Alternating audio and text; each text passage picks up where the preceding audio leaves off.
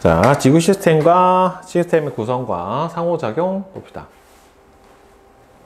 자, 지구 시스템의 구성 요소 보면은 이 지구는 여러 가지 시스템으로 되어 있는데요. 그 중에 이제 지구 시스템은 보면 시스템이라고 하는 것 자체가 여러 구성 요소가 모여서 서로 상호작용을 하면서 서로 균형을 유지하고 있는 체계예요. 그래서 각 구성 요소 사이에는 단독으로 있는 게 아니라 서로 영향을 주고 받으면서 상호작용이 일어나게 됩니다. 그래서 지구 시스템에는 땅, 지권, 물, 수권, 공기, 기권, 그 다음에는 생명권 이렇게 해가지고 구성 요소가 서로 영향을 주는 상호작용하는 시스템에 해당이 되고, 얘는 다시 어디 안에 들어있어요? 태양계 안에 들어있고, 태양계는 다시 어디 안에 들어있습니까? 우리 은하 안에 들어있고요. 우리 은하는 다시 어디에 속해 있어요? 우주 안에 속해 있는 시스템의 구성 요소이면서 그 자체 하나로도 그냥 다 시스템에 해당이 돼요. 굉장히 정밀하게 조정이 되어 있습니다. 이 중에 뭐라도 하나 없어지면 이 균형이 어떻게 돼요? 다 싸그리 깨져버리는 거예요. 목성이 없어졌다? 난리 납니다. 태양계가 모든 중력 균형이 다 맞춰져 있는 상태이기 때문에요. 그래서 이 시스템의 구성 요소를 보면은 지권, 기권, 수권, 생물권, 그리고 외권은 이제 우주권이라고 볼 수 있죠. 지구 바깥에 있는 외권으로 이루어져 있고요. 이 각 권역별로는 상호작용을 하면서, 자, 물질과 에너지가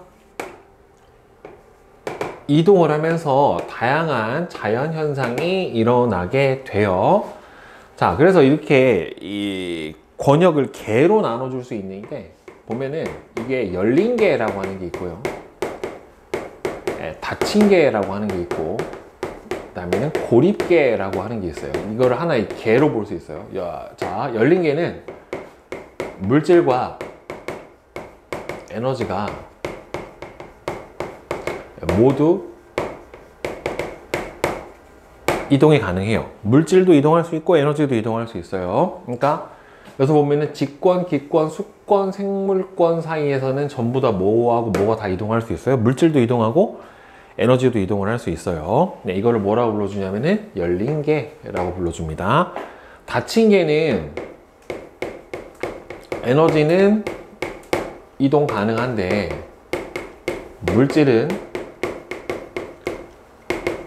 이동을 안 해요. 이게 닫힌 개고요. 고립개는 물질과 에너지가 모두 이동을 안 한 경우는 고립개라고 하는데, 외권하고 나머지 권역하고를 비교를 해보면 여기는 뭐에 해당이 되냐면 닫힌 개에 해당이 돼요. 왜 그러냐면은 외부에서 지구로 뭐는 들어와요? 에너지 들어오고, 지구에서도 외부로 뭐가 나갑니까? 태양계로 에너지가 나가요. 그래서 뭘 이루어요? 복사? 평형을 이루고 있어요. 그런데 물질이 외부에서 지구로 들어오는 것도 거의 없죠. 뭐 끼껏해봤자 별똥별 정도. 근데 지구에서 우주로 내보내는 것도 딱히 없습니다. 그죠? 일부러 인공위성을 쏜다든가 뭐 이런 걸 빼고는 없다란 말이에요. 그래서 지구와 외권 사이는 뭐에 해당이 된다? 닫힌 개에 해당이 된다. 고립개까지는 아니고 에너지 이동은 일어나고 있다란 말이에요. 자, 그래서 첫 번째 나오는 게 이제 지권이에요. 지권. 지권은 지구 표면과 지구 내부를 포함하는 전체 영역을 지권이라고 하고요. 우리 앞에서 배웠던 것처럼 지각과 멘틀에는 산소와 규소가 풍부해서 규산염 광물들로 되어 있고요. 규산염 광물들로 되어 있고, 핵 안에는 철과 니켈이 풍부하게 들어가 있어서 외핵과 내핵을 구성을 하고 있습니다. 그리고 지구는 이렇게 4개의 층상 구조로 되어 있는데, 이 층상 구조가 나타나게 된 거는 바로 뭐 때문이에요? 마그마의 바다 상태에서 뭐가 되면서 냉각이 되면서 이렇게 층상 구조를 가지게 되었어요. 그래서 밀도가 큰 물질들이 중심부인 핵으로 모이고, 밀도가 작은 물질들이 바깥으로 나가게 되면서 이렇게 층상 구조를 가지게 됐는데, 보면은 맨 안쪽은 뭐로 되어 있습니까? 예, 철과 니켈로 구성되어 있는 예, 내핵이에요. 여기는 고체 상태에 해당이 되고요. 지구 내부로 들어가면 들어갈수록 커지는 물리량이 온도, 압력, 예, 일단 밀도, 요 세 가지가 내부로 들어가면 들어갈수록 점점 증가를 해주게 됩니다.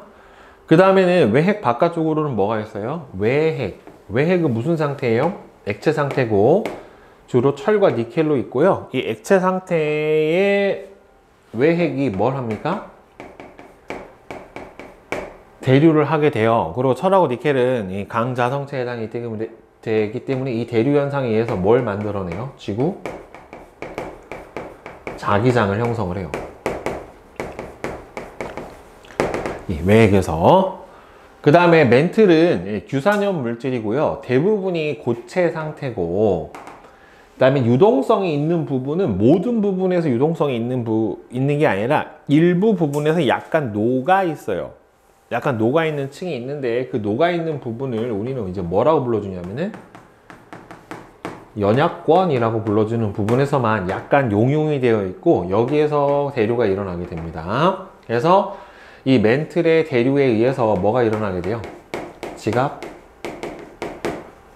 변동이 발생을 하게 돼요. 네, 직권에서 가장 큰 부피를 차지하고 있는 게 바로 이 멘틀입니다.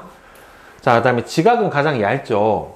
지구의 겉부분이고 규산염 물질에 해당이 되고요. 그 다음에는 대륙을 포함하는 대륙지각과 그 다음에 해양 아래에 있는 해양지각으로 구분이 되어 있습니다. 그래서 두께로 보면은 대륙지각의 두께가 뭐보다는 해양지각의 두께보다는 더 두껍게 나타나는 것을 볼 수가 있게 돼요. 대신에 두께 자체는 대륙지각이 해양지각보다는 두껍지만 대륙지각은 화강암질로 되어 있고 해양지각은 현무암질로 되어 있기 때문에 밀도는 누가 더 큽니까? 해양지각의 밀도가 대륙지각보다는 더 커요.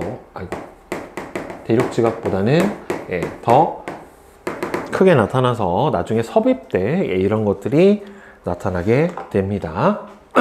자, 그 다음에 기권 봅시다. 지구를 둘러싸고 있는 두께 약 1000km의 대기층이 실제로는 기권에 해당이 되는데 실제로 대기의 밀도가 의미 있게 높다라고 볼 수 있는 부분은 한 중간권 정도, 한 100km 요 정도까지는 보통 이제 우리가 대기가 있다라고 볼 수가 있는데 이 100km를 넘어가게 되면은 대기가 거의 없어요. 굉장히 희박합니다. 그래서 보통 100km 바깥쪽을 우리는 뭐라고 불러주냐면 우주권이라고 불러줘요. 나가면은 우리가 지구를 볼 수 있어요. 아, 지구가 둥글구나 라고 볼 수 있는 게 보통 지표로부터 100km 이상 나가면은 저기를 우주권이다 라고 얘기를 해줄 수 있고요. 실제로 100km 이상 높이까지 올라가면은 우주에 나갔다 온 걸로 인정을 해줍니다. 네, 우주권이 100km예요. 네. 네, 두께 자체는 전체가 아주 희박한 대기까지 포함을 했었을 때 약 1000km 정도의 대기층을 이루고 있게 되고요. 이 대기층의 무게가 바로 뭘 나타내요?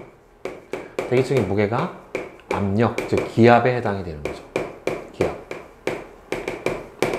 주요 성분은 대부분이 질소하고 산소로 이루어져 있어요. 질소가 한 78% 정도 되고요. 산소가 한 21% 정도 됩니다. 약 4대 1의 부피비로 이루어져 있게 되고요. 그 다음에 얘네들도 높이에 따른 기온의 분포 변화를 기준으로 해서 4개의 층상 구조, 대륙권, 성층권, 중간권, 열권으로 구분지어서 나타나게 되는데 어찌됐든 외부에서는 뭐가 들어옵니까? 태양 복사 에너지가 들어옵니다. 외부에서는 태양 복사 에너지가 들어오고 지표에서는 뭐가 방출이 돼요? 지구 복사 에너지가 방출이 돼요. 그래서 이 온도 에너지의 흡수 정도에 따라서 온도 분포가 좀 다르게 나타나게 되는데 일단 아래부터 보면은 높이 올라가면 올라갈수록 기온이 어떻게 돼요? 점점 낮아집니다. 그 이유는 고도가 높아지면서 고도가 높아지면 지구 복사 에너지 흡수량이 감소를 하기 때문에 온도가 낮아지게 돼요. 그리고 하층부는 당연히 이제 더 고온이고요. 하층부가 저온에 해당이 되기 때문에 따라서 얘는 대류 현상이 활발하게 일어납니다. 그래서 대류 운동이 활발하게 일어나는 불안정층에 해당이 되고, 그 다음에 대부분의 수증기가 여기 모여 있어요. 수증기가 풍부해서 수증기가 결국에는 뭘 만들어요? 구름을 만들어요. 구름을 만들기 때문에 기상현상이 활발하게 발생을 하게 돼요. 그러니까 기상현상을 일으키게 되는 조건 두 가지가 대류 운동이 활발해야 되고 수증기가 풍부해야 됩니다. 자, 그 다음에는 성층권에서는 온도가 어떻게 돼요? 높이 올라갈수록 고도가 높아질수록 상승합니다. 높이에 따라 기온이 점점 증가를 하게 돼요. 그래서 상층부가 상대적으로 고온이고 하층부가 저온에 해당이 되기 때문에 이 경우는 매우 안정한 층이에요. 대류 운동 자체가 거의 없고, 이렇게 왜 고도가 높아질수록 온도가 높아지냐면, 여기 여러분들 알다시피 오존층이 존재하고요. 이 성층권에 있는 오존층에서 태양의 자외선을 흡수하기 때문에요. 태양 복사 에너지 중에 자외선을 흡수를 하기 때문에 2층에서 온도가 높게 나타나게 됩니다. 자, 그 다음에 다시 중간권으로 올라가면은 온도가 다시 낮아져요. 그래서 이렇게 온도가 낮아지게 되는 이유는 마찬가지로 고도가 높아질수록 지구 복사 에너지의 흡수량이 감소하기 때문에 같은 이유로 기온이 떨어지게 돼요. 그러니까 얘도 마찬가지로 대류 운동이 일어나게 돼요. 하지만은 기상현상은 없습니다. 왜요? 수증기가 거의 없어서 그래요. 수증기가 거의 없기 때문에 여기서는 기상현상은 나타나지가 않게 되고요. 그 다음에 전체 기층 중에 온도가 가장 낮은 최저 온도층이 중간권에 나타나고, 여기서부터 유성이 나타나기 시작을 해요. 유성이라고 하는 거는 외부 우주에서 날아오는 운석이나 소행성 등이 뭐예요? 공기와의 마찰에 의해서 타서 밝게 보이는 거거든요. 그러니까 여기서부터는 그래도 의미 있을 정도로의 뭐는 있다? 대기층이 존재를 한다 라고 보시면 되고, 맨 바깥쪽은 이제 열권이고, 열권에서부터도 어떻게 돼요? 위로 올라갈수록 온도가 상승합니다. 기온이 급격하게 상승을 하게 되고, 그 이유는 이 윗부분으로 갈수록 태양하고 가까워지니까 태양 복사 에너지 흡수량이 많아져서 그래요. 태양 복사 에너지 흡수량이 많기 때문에 온도가 올라가게 되고요. 대기가 아주 희박하기 때문에, 이렇게 희박하면 일교차가 굉장히 큽니다. 그리고 저기서는 극지방 같은 곳에서는 오로라 현상도 관측이 가능해요. 그러니까 태양에서 한꺼번에 왕창 하전 입자 이온들이 쏟아져 나온단 말이에요. 이런 이온들이 쏟아져 나오고, 이 이온들이 이 대기권 극지방에서 이 태양풍끼리도 서로 부딪히고, 그 다음에 지구에 보면은 전자들이 떠 있는 전리층이라고 하는 곳이 있어요. 여기 와서 막 부딪혀요. 그러면서 이렇게 빛을 내게 되는 현상, 이거를 오로라라고 불러줍니다. 선생님도 오로라를 평생 한 번은 보고 죽고 싶은데, 굉장히 추운 극지방에만 가야 볼 수가 있죠. 캐나다나 북유럽으로 가야 보통 오로라가 관측이 가능합니다. 자, 그 다음에 수권은 지구에 분포하는 물을 수권이라고 얘기를 해줘요. 그래서 수권은 크게 해수권과 담수권으로 나눠줄 수 있는데, 전체 물의 해수가 97.2% 정도에 해당이 되고, 육수, 그러니까 담수죠, 담수. 짜지 않은 물을 담수라고 하는데, 담수가 2.8%로 굉장히 적어요. 자, 그 다음에 이 담수 안에서도 대부분이 뭐가 차지합니까? 빙설이 대부분이고, 그 다음에는 지하수, 호수, 강 등으로 해서 실제로 인간이 사용 가능한 담수 자원 자체는 그렇게 넉넉한 편은 아니다 라고 하는 겁니다. 그래서 육수는 빙하, 지하수, 강과 호수로 구분이 되고요. 층상 구조는 깊이에 따른 수온 분포를 기준으로 해서 크게 혼합층, 수온 약층, 심해층 이렇게 3층 구조로 나눠지게 됩니다. 맨 위에 표층이 혼합층에 해당이 되고요. 이 혼합층은 말 그대로 바람에 의한 혼합작용으로 인해서 수온이 수심에 따라서 차이가 없이 거의 일정하게 나타나게 돼요. 그래서 바람이 강하면 강할수록 혼합층의 두께가 두꺼워요. 그러니까 일단은 위도별로 본다라고 하면은 중위도 지역이 위도 한 30도 지역이 혼합층이 두껍게 발달하고요. 그 다음에는 바람이 일반적으로 강한 겨울철이 더 두껍게 발달합니다.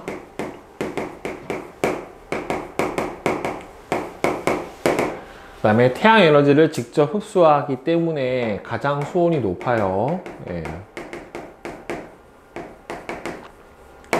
그 다음에 수온 약층부터는 이제 태양 에너지가 여기까지 잘 도달을 못해요. 그러니까 온도가 어떻게 돼요? 쭉 깊이 들어갈수록 낮아지게 됩니다. 그러니까 수온 약층이 잘 발달한다라고 하는 거는 이 하층부 온도하고 상층부 온도의 온도 차이가 크면 클수록 수온 약층이 잘 발달한다라고 얘기를 해줘요. 그래서 상층부가 고수온이고 하층부가 저수온에 해당이 되기 때문에 얘도 마찬가지로 대류 현상이 일어나지를 않습니다. 그래서 매우 안정한 층에 해당이 돼요. 그래서 이 아래에 있는 심층수와 표층수의 물질 교환과 에너지 교환을 차단해주는 역할을 하는 게 바로 수온 약층에 해당이 됩니다. 그 다음에 심해층은요, 계절이나 깊이에 따라 수온 변화가 거의 없어요. 1년 내내 거의 4도씨 정도의 온도를 유지를 해주게 되고요. 해수에서 가장 많은 부피를 차지하고 있는 부분이 바로 심해층에 해당이 됩니다. 극지방을 보면 층상 구조가 거의 발달을 안 하고요. 보통 이 정도로 나와요.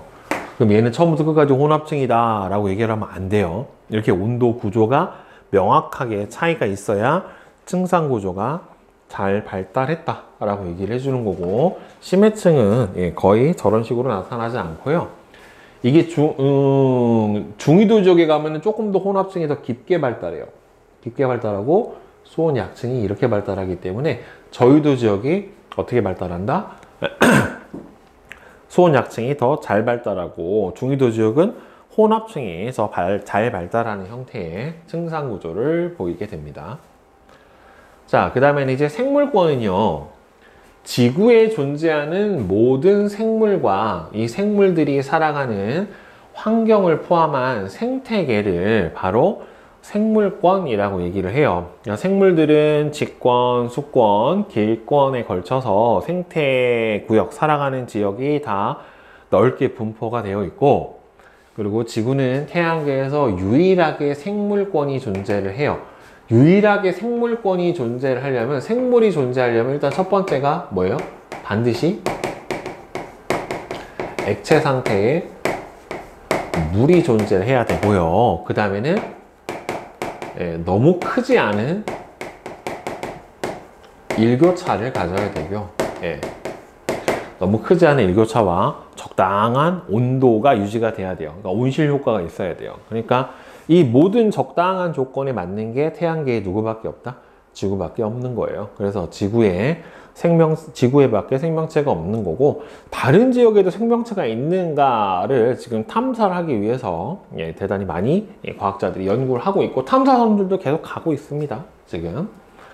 그래서 생물권은 수권이나 기권의 조성에 영향을 줘요. 광합성이나 호흡을 하면서 산소와 이산화탄소의 함량의 변화를 주기도 하고요. 그 다음에 직권의 변화, 풍화와 침식 등에도 식물들이나 동물들, 미생물들이 영향을 주기도 합니다. 그 다음에 맨 바깥에 있는 게 이제 외권이에요. 외권. 외권은 지상 1000km 이상의 영역으로 기권 바깥에 있는 우주 공간이에요. 그런데 여기에서 제일 중요한 거는 외권의 태양 복사 에너지가 지구 시스템의 근원 에너지에 해당이 되기 때문에 가장 중요한 에너지원에 해당이 되고요. 외권의 지구 자기장, 이 지구 자기장은 아까 외핵의 대류 현상으로 만들어진다라고 했잖아요. 그래서 여기서는 태양풍, 태양에서 쏟아져 나오는 강력한 하전 입자, 이거 직접 받으면 되게 몸에 해롭습니다. 예. 그 다음에는 우주선, 우주선이 비행 접시가 아니라요, 레이예요. 레이, 광선. 우주 방사선이나 몸에 좋지 않은 강력한 이 우주선을 차단해서 밖에서 튕겨져요. 그래서 이 외권의 지구 자기장이 지구 내부의 생명체를 보호해 줍니다. 그러니까 결국에는 이 생물이 살기 위한 조건 중에 하나가 이 액체 상태 물과 크지 않은 일교차, 대기도 필요하지만 이 자기장도 필요해요. 자기장. 근데 화성으로 이제 이주한다, 또는 화성에서 인류가 살 수도 있다, 뭐 이렇게 얘기를 해주는데, 근데 화성에서 인류가 살게 하려면, 이주를 하려면은 자기장을 만들어야 돼요. 화성에는 자기장이 거의 없어요. 그래서 저 자기장을 인공으로 만들어주지 않으면 실제로는 날아오는 태양풍이라든가 이런 것들을 잘 막아줄 수가 없어요. 그래서 그게 이제 첫 번째 요인이다 라고 볼 수가 있어요. 자, 그러면 지구 시스템 안에서 에너지와 물질의 순환을 보게 되면은, 자, 지구 시스템이 돌아가기 위해서는 뭐가 있어야 돼요?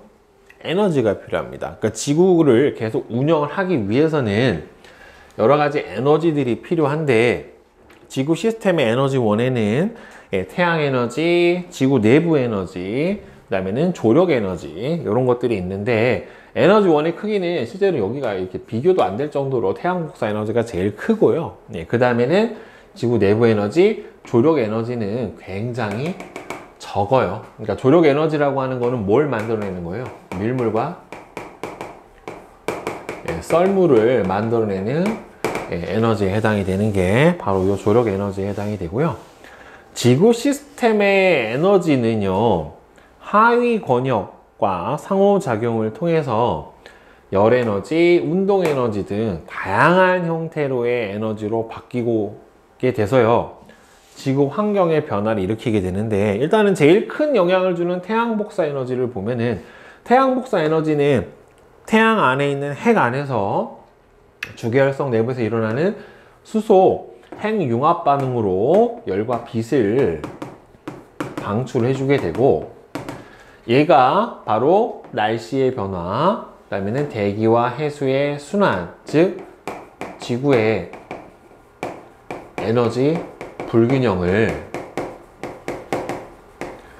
만들어내서 대기와 해수의 순환이 일어나게 해주게 되고, 그 다음에는 생명 활동에 필요한 에너지를 공급을 해줘요. 그러니까 뭐 예를 들어서 빛 에너지를 통해서 광합성이 일어나기도 해주고, 그 다음에는 파충류들이 자기의 체온을 올리는데 영향을 주기도 하죠. 그 다음에는 지구 내부 에너지는 지구 내부로 들어갈수록 온도, 압력, 밀도가 커진다라고 했잖아요. 그래서 원시 지구에 축적된 열과 그 다음에 멘틀 안에 있는 방사성 동위 원소가 붕괴되면서 발생하는 열로 인해서 지구 내부 에너지가 공급이 되게 되고, 이 열의 에너지에 의해서 멘틀 대류와 그 멘틀 위에 떠 있는 판까지 같이 운동하는 판의 운동, 그래서 이거에 의해서 지진, 화산 활동 등 지각 변동을 일으키게 되는 에너지가 지구 에너지고, 그 다음에 조력 에너지는 아까도 얘기했지만은 밀물과 썰물을 만들어내요. 그러니까 달과 태양에 의한 인력인데, 그 중에서도 더 가까이 있는 달의 영향력이 더 크게 되고요. 얘네들이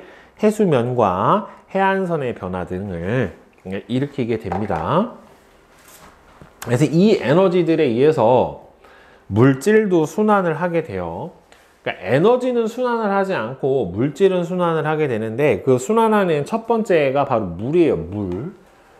물은 태양 에너지를 주요 에너지원으로 해서 에너지를 흡수하는 과정은 뭐가 되냐면 증발이 돼요. 그 다음에 방출하는 과정은 뭐가 되냐면 응결이 되는 겁니다.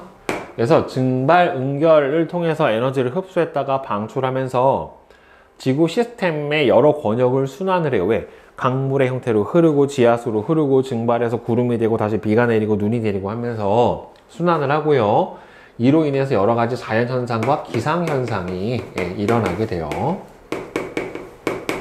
그래서 물은 태양 에너지를 흡수해서 수증기가 돼서 기권으로 이동을 한 다음에 수증기는 응결하면서 여기 나왔죠? 열 에너지를 방출하면서 구름이 됩니다. 구름은 다시 어떻게 돼요? 비나 눈 같은 강수의 형태로 직권이나 수권으로 이동을 하고 얘네들이 계속 이동을 하면서 지하수나 강, 하천을 만들면서 지표를 침식시켜서 지표의 형태를 바꿔주게 되고요. 안에서 물질들의 이동, 운반작용도 해주게 되고 얘네들이 다시 생태계를 구성을 해서 생물들의 서식지를 제공을 하기도 하고 물을 생명활동에 사람도 물 없으면 살 수 없잖아요. 모든 생명체는 물이 있어야지 살 수가 있게 되고 식물은 증산작용이라는 걸 통해서 다시 수증기를 통해서 기권으로 방출하고 사람이나 동물들도 호흡할 때 뭐가 나와요? 수증기가 바깥으로 배출이 됩니다. 그래서 얘네들이 다시 기권으로 방출이 되고 지구는 닫힌 계에 해당이 되기 때문에 외부, 우주하고 물의 이동은 없어요. 그렇기 때문에 지구 시스템에서 전체 물의 양은 어떻게 돼요? 일정해요. 전체 물의 양은 일정해요. 그래서 물수지의 평형을 이루고 있습니다. 어디에 남는 양은 모자라는 곳으로 반드시 이동을 하게 돼 있어요. 그러니까 지구 전체로 봐도 어느 지역에 너무 과하다 싶을 정도로 비가 많이 내리면 다른 한 지역은 가뭄으로 거의 비가 내리지 않아요. 왜? 어차피 전체 총양에는 변화가 없기 때문에 이렇게 나타나게 되는 겁니다. 네. 그 다음에 탄소도 순환을 합니다. 탄소는 대표적으로 뭘 구성하는 물질에 해당이 되냐면 유기물을 구성하는 물질에 해당이 돼요. 그래서 지구 시스템에서는 탄소는 각 권역의 다양한 형태, 기권, 수권, 지권 등의 생물권의 각 다양한 형태로 존재를 하게 되는데 보면은 지권에서는 탄산염 광물, 보통 탄산염 광물이면 석회석을 얘기를 해주는 거예요. CaCO3. 그 다음에는 화석 연료, 석탄, 석유, 가스. 이런 것들로 지권 상태에 구성이 됩니다. 대부분이 뭐의 형태로 되어 있냐면 석회석, 석회암의 형태로 저장이 되어 있어요. CO3 형태로.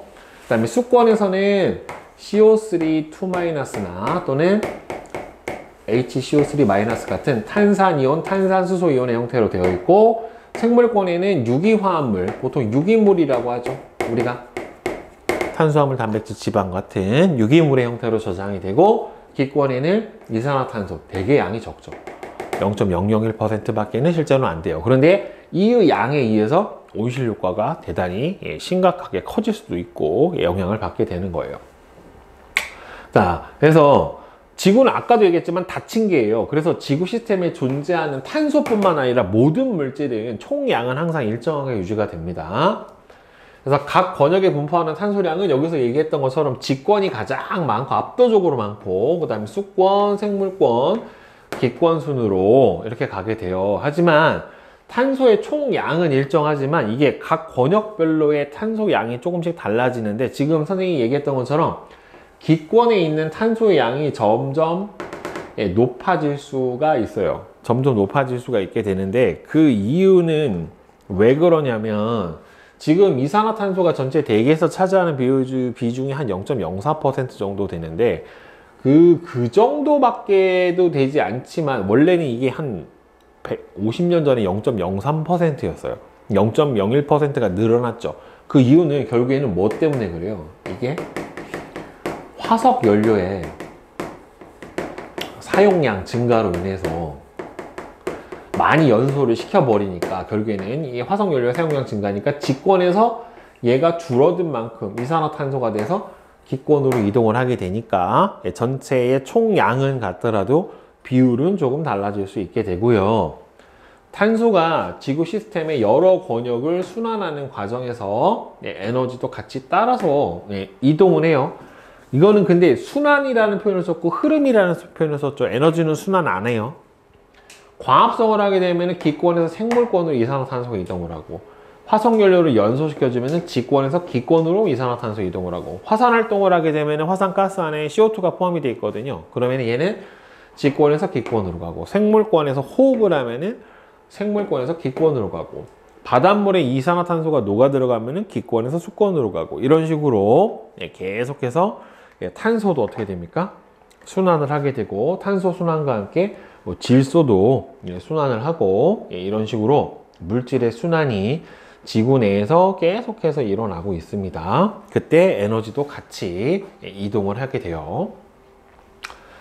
그러니까 이 지구 시스템은 지금 배운 것처럼 생물권을 중심으로 하여 직권, 기권, 수권 등이 서로서로 영향을 주고받으면서 상호작용을 해요.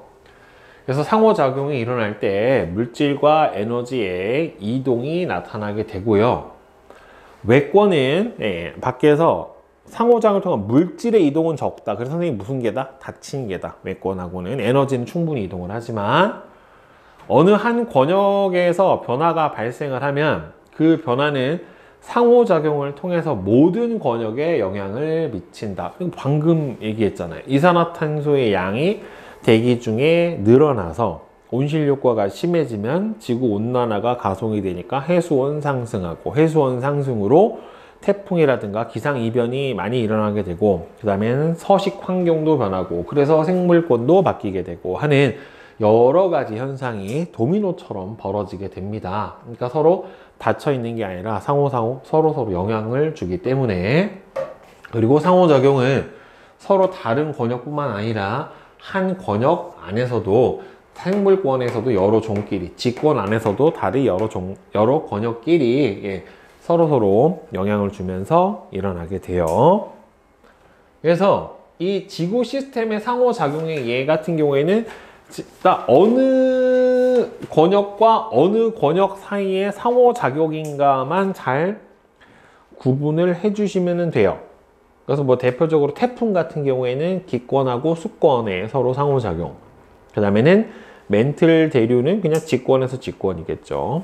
그렇죠? 그 다음에 호흡을 통해서 이산화탄소를 더 많이 배출한다. 그러면은 생물권이 기권에 영향을 주고, 이런 식으로 어떤 한 작용을 보고 어느 권역끼리의 상호작용인가만 잘 구분을 해주시면 될 것 같고요. 그 다음에 지구 시스템에서 상호작용을 통해 각 구성 요소가 생명체 존속에 기여하는 원리 보면은, 일단 직권은요, 다양한 지표 환경, 지표는요 생물 다양성의 주요 요인에 해당이 돼요. 왜 그러냐면은 이게 환경이 계속 바뀌기 때문에 이 환경에 적응하는 개체들이 다양하게 달라지게 되고요. 결국에는 생명체에게 가장 넓은 서식 공간을 제공을 해주고, 생명활동에 필요한 유기물과 각종 무기물을 공급을 해주는 게 직권에 해당이 돼요. 인간도 직권으로부터 많은 물질과 에너지를 얻어내게 되고, 그 다음에 기권은 중요한 게 우주에서 들어온 유성체, 소행성 같은 유성체와 방사선을 차단을 해줍니다. 자외선도 차단을 해주죠. 오존층이 태양 자외선을 차단해서 육상 생태계가 유지가 될 수 있도록 해주는 거예요. 그러니까 육상 생물이 고생대 중기 이후로부터 나타나기 시작을 했는데, 고생대 중기가 되면서 뭐가 생긴 거예요? 오존층이 생긴 거예요, 결국에는. 그래서 육상 생태계가 보존이 되고, 온실 효과와 대기 대순환으로 지구의 에너지 평형에 기여를 해주고, 그 다음에 지구 내 생물권을 보호해요.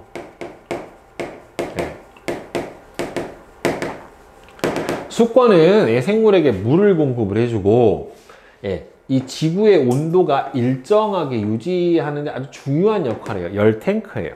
바다는 굉장히 많은 열을 머금고도 있고 굉장히 많은 이산화탄소를 머금고도 있습니다. 열 탱크 역할을 해주고, 그 다음에 서식지도 제공을 해주죠. 후생 식물들한테. 해수의 순환으로 지구 에너지 평형에 기여도 해주게 되고요. 그 다음에 생물권은 과합성을 통해 대기로 산소를 공급을 해줘서 호기성 생물들이 호흡을 할 수 있게 해주고 생태계 유지에 당연히 기여를 해줍니다.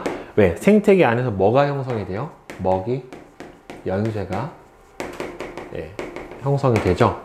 지구의 물순환과 탄소순환에 아주 중요한 역할을 해주는 게 생물권이에요. 특히 식물들이 중요한 역할을 해주게 됩니다. 특히나 탄소는 광합성이라는 과정을 통해서 기권에 있는 탄소가 생물권 안으로 이동을 하게 해주죠.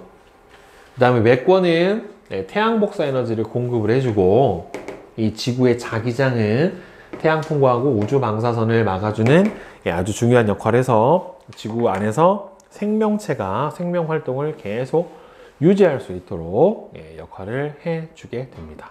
알겠죠? 이게 상호작용에 해당이 돼요. 자, 탐구 리포트 풀이 한번 해봅시다. 탐구 기출문제. 자, 1번은 3번이죠. 그죠? 기억하고 니은. 이거는 지구 내부 에너지가 아니라 뭐예요? 태양 복사 에너지에 해당이 되죠. 그죠?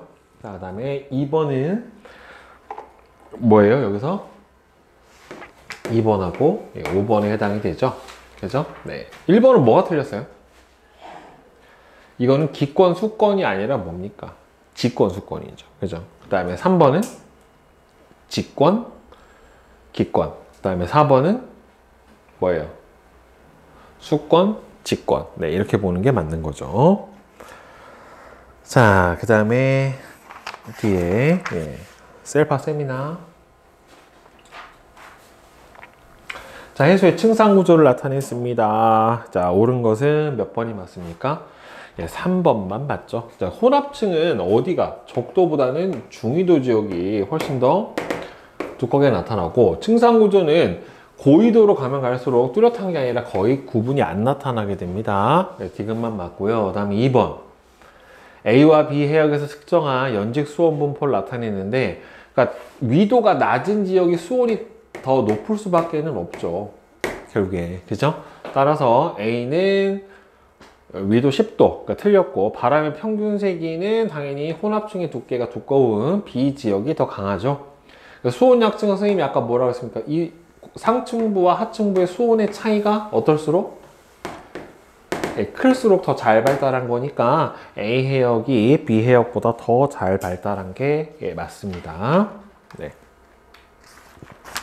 자, 그러면 내신 기초 문제 풀이해보자. 자, 1번은 5, 그 다음에 2번에 4, 3번에 4, 4번에 2, 5번에 2, 6번에 1, 7번에 3, 8번은 4, 9번에 1, 10번에 3, 11은 2번이에요. 자, 질문 있으세요? 내신 기초 문제? 없어요? 네. 자, 그러면은 내신 실전 문제. 자, 1번은 5, 2번에 5, 3번에 4, 4번은 1, 5번은 5, 6번에 5, 7번에 2, 8번에 1, 9번에 1, 10번은 4, 11에 3, 12에 1이고요. 그다음 13번은 자, 직권의 층상 구조를 나타낸 것인데 가나 다는 각각 멘틀, 외핵, 내핵 중에 하나래요. 자, 따라서 이거는 철, 니켈 성분이고 고체니까 얘는 누굽니까? 내핵. 나는 외핵. 그 다음에는 멘틀 이렇게 되겠네요. 가부터 다 중 온도가 가장 높은 영역은 어디면 내핵이죠. 가에 해당이 되죠. 그렇죠? 가장 지구 어디에 속하기 때문에 그래요? 안쪽에 속하기 때문에. 그죠? 지구는 내부로 들어갈수록 온도가 증가하게 되는데, 이 중에서 가장 안쪽에 들어있는 내핵의 온도가 가장 높게 나타나게 되겠죠. 그죠? 자, 그 다음에 14번. 동해의 어느 지점에서 2월하고 8월에 측정한 연직 수온 분포인데, 선생님이 아까 겨울철이 바람이 강하기 때문에 혼합층이 더 두껍게 발달한다라고 했어요. 따라서 나가 혼합층의 두께가 가보다 두껍고, 그다음 표층 순도도 낮죠. 그러니까 나가 뭐라고 봐야 돼요? 겨울철. 가가 여름철. 그러니까 얘가 몇 월? 8월. 예, 겨울철 얘가 2월. 이렇게 보는 게 맞을 거예요.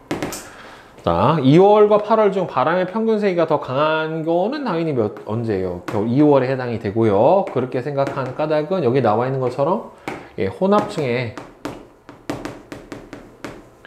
두께가 예, 더 두껍기 때문에 그렇죠. 예.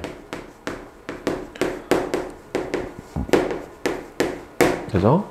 자, 그 다음에 15번. 그림은 지구 시스템의 탄소 순환의 예시를 나타난 거예요. 자, 화석 연료가 생성이 되는 거는 어디서 어디로 가야 되는 겁니까? 생물권에서 직권으로 가야 되고, 예, 화석 연료가 사용이 되면 직권에서 어디로 가야 됩니까? 기권으로 가야 되는 거죠. 기권에서 생물권으로 탄소가 이용하게 되는 경우는 뭡니까? 광합성이다 라고 봐야 되겠죠. 예, 따라서 예, 가는 직권, 다는 기권, 나는 생물권에 해당이 되고, 예, 광합성이죠. 결국에는 그죠? 탄소가 이동을 하는 과정은 뭐밖에 없으니까 광합성밖에는 없게 되니까 그죠? 네. 그 다음에 16번은 지구 시스템을 구성하는 각 권역 사이의 상호작용을 표는 상호작용, 기역, 니은, 디귿의 예를 나타낸 것이다. 자, 생물권을 기준으로 했을 때 A, B, C는 지수, 기권 중에 하나예요. 기역, 식물에 의한 풍화. 그러면은 풍화면은 생물권하고 어디입니까? 직권. 식물의 광합성. 그러면 생물권하고 기권. 그럼 남은 건 누구예요? 네, 수권. 네, 이렇게 해당이 되겠네요. 디귿에 해당하는, 기권하고 수권에 해당하는 상호작용의 예를 한 가지 서술하시오. 그러면은 기권하고, 디귿은 근데 기권이 누구한테 영향을 주는 겁니까? 수권이 영향을 주는 거죠. 그쵸? 기권이 수권에 영향을 주는 대표적인 예는 뭐냐면은 바람이 지속적으로 부는 해역에서 해류가 발생한다. 네, 뭐 이런 게 있겠네요. 자, 질문 있어요? 16번까지 질문. 4요? 자, 4번 보면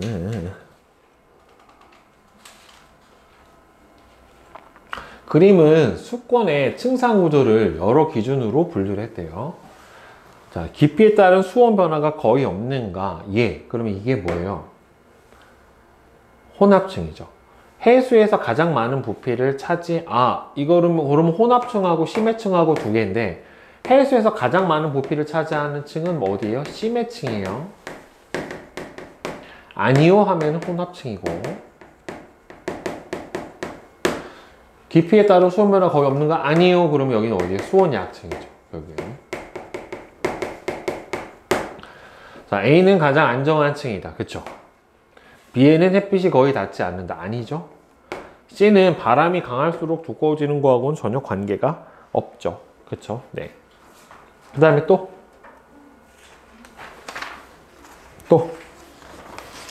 없으세요?